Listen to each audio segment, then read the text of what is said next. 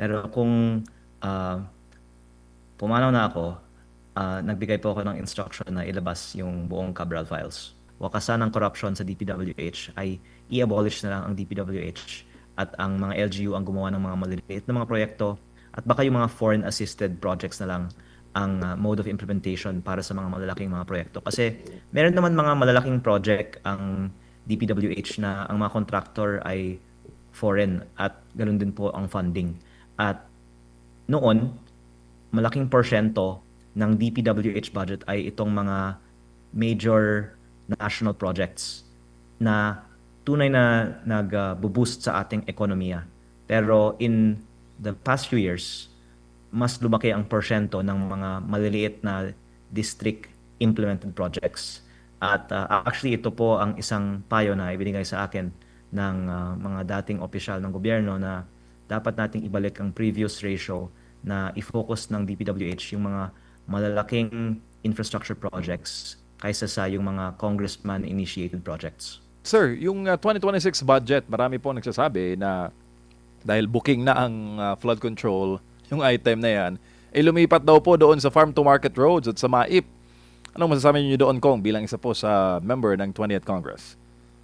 Tama po, yung 255 billion pesos ng flood control nilipat sa una yung pagbayad ng inilipat mula sa PhilHealth. Pangalawa, ang dagdag na 16 billion sa farm to market road, ang 50 billion sa MAIP at iba pang ayuda. At malalaki pa rin po ang natitira sa asphalt overlay na nabanggit ko na din po noon ay kasing overpriced at kasing prone to corruption as flood control.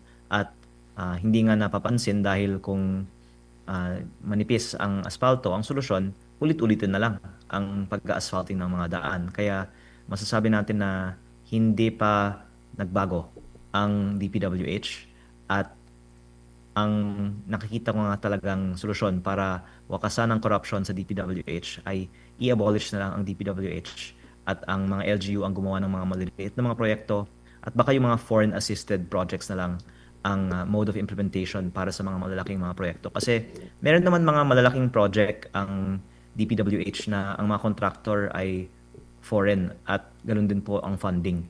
At noon, malaking porsyento ng DPWH budget ay itong mga major national projects na tunay na nag-boost sa ating ekonomiya. Pero in the past few years, mas lumaki ang porsyento ng mga maliliit na district implemented projects. At actually ito po ang isang payo na ibinigay sa akin ng mga dating opisyal ng gobyerno na dapat nating ibalik ang previous ratio na i-focus ng DPWH yung mga malalaking infrastructure projects kaysa sa yung mga congressman-initiated projects. Kung yung enrolled bill po ba, nabasa nyo na po for 2026? Hindi ko nga po alam kung ibinigay na. May balita po ba kayo kung ibinigay na? Parang Kasi ginagawa pa eh. okay. Kasi ang sabi naman sa Senate, for 29, doon na sila ratify. So, ibig sabihin, doon na kayo sila, no? Sa side, di ko lang alam, sa House, dapat advance na mabasa po ninyo, no? Sabay po sa 29. For, Kaya po minove sa 29 kasi gagawin over the holidays po ang enrolled bill. Opo. Kunin ko lang din yung reaction nyo kasi nagpahayag na po itong si Congressman Terry Ridon. Meron po siyang nabanggit na hindi pa raw siya congressman during that time na sinasabi nyo po may insertion po siya. Opo, ito po ang nabanggit ko nga kanina na nilabas na nga natin yung insertion ng Bicol Zero Party List for 2025 na hindi po si Terry Redon ang representative ng Bicol Zero Party List in the 2024 period of making the 2025 budget. Pero ang party list niya ang itinukoy ko na nag-insert nito. At tingnan natin kung ang contractor ng mga projects na ito na si Bicol Gold Rock ay may kaugnayan sa Bicol Saro kasi nagkataon na si Bicol Gold Rock ay parang contractor ng lahat ng mga malalaking projects sa Camarines Sur na baka naging supporter din ng Bicol Saro Party List sa nakaraang eleksyon.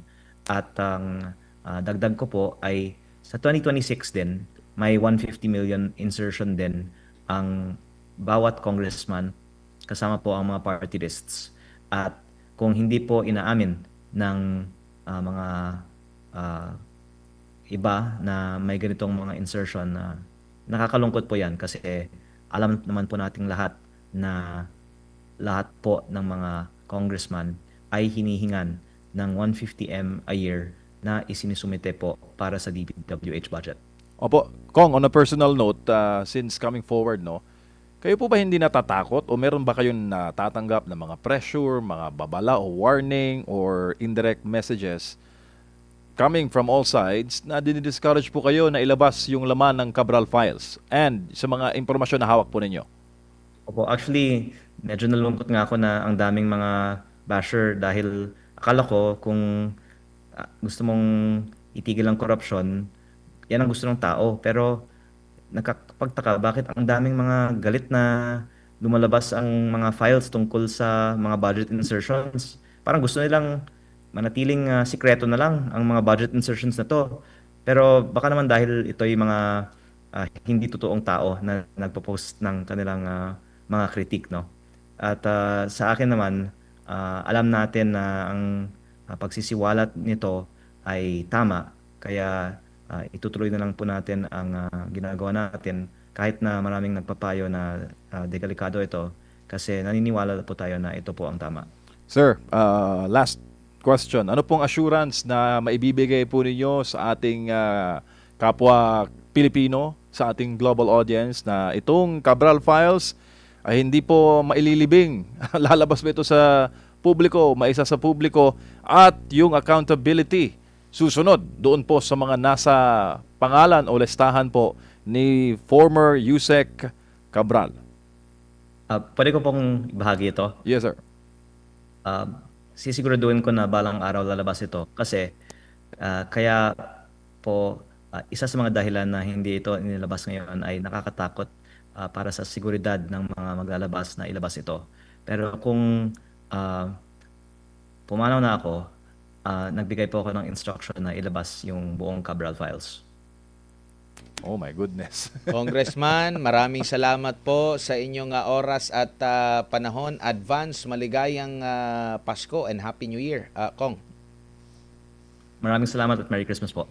Maraming salamat si 1st District Batangas Representative Congressman Leandro Leviste po, mga kapartners, ating nakasama na pag-usapan natin yung DPWH insertion files ni Yusek Cabral na hawak na po ni Congressman Leviste. And possible na sa pagdidinggi na ito dyan po sa Kamara kasi meron pong panawagan sila na imbestigahan nga yung pagkamatay ng dating Undersecretary po ng DPWH, no, na si Cabral po, mga kapartner. So abangan ang susunod na kabanata